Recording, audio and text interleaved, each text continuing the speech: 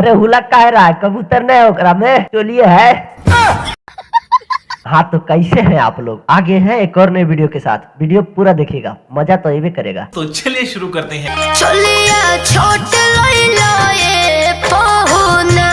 Madam बुरा ना मानिए, होली है, काम चला हो जाएगा, चाप के पहन लीजिए। ठीक है समझिए। साले भर में साली तो हर चोलिया।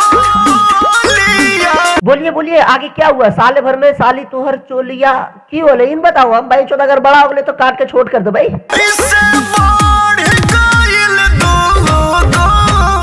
इसका हल तो आप ही से निकलेगा। जब से विवाद हुआ है तब से तो आप ही के पीछे पीछे जाती है बेचारी नाजायज साली की एकरम खेसरिया खात है।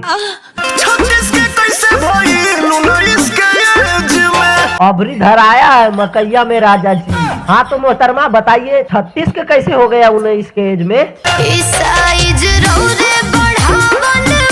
यह जवानी मुल्लू बनाते हैं हम लोग को। आए सब आदत तोहरे धरावल है, समझ रहे हैं। साल भर से तू ये काम करिए रहे थे, पता चल गया जनता माफ नहीं करेगी।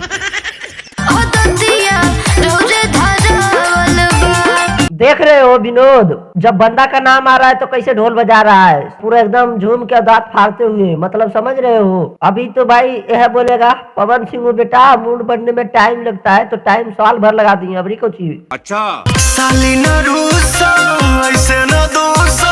भाई साली के मुंह से शोभा नहीं देता, बेइज्जती हो ना। मगैया जवान के मुंह से सुनते हैं। हाँ तो मगैया जवान जी आप बताइए, क्या पवन सिंह पावर स्टार है? हो तो पवन सिंह के जगह पावर स्टार सुपर स्टार ये सब कोई आती है, कोई स्टार नहीं, मतलब चोली स्टार, इस सब भरोसे वाले साले ना एकदम हम क्या बताएं रे भाई, स्टार है बोले तो। स्टार है। अब देखो गाइस मगैया जवान के दिल पर तीर मार दिया है पवन सिंह, क्योंकि भाई गाना ला दिया चोली छाप। और अगर आप लोग इस वीडियो को ज्यादा से ज्यादा लोग देखते हैं तो भाई कमेंट में जरूर बताना कि अगला रोस्ट वीडियो किस बंदे के ऊपर लाया जाए। और इस वीडियो पर एम करते हैं मात्र 2 लाइक। और कौन सा पार्ट अच्छा लगा है आपको जरूर बताना। तो मिलेंगे इसे ही भोजपुरी के धमाकेदार वीडियो में, तब तक के लिए जय भोजपुरी, जय हिंद, जय भारत।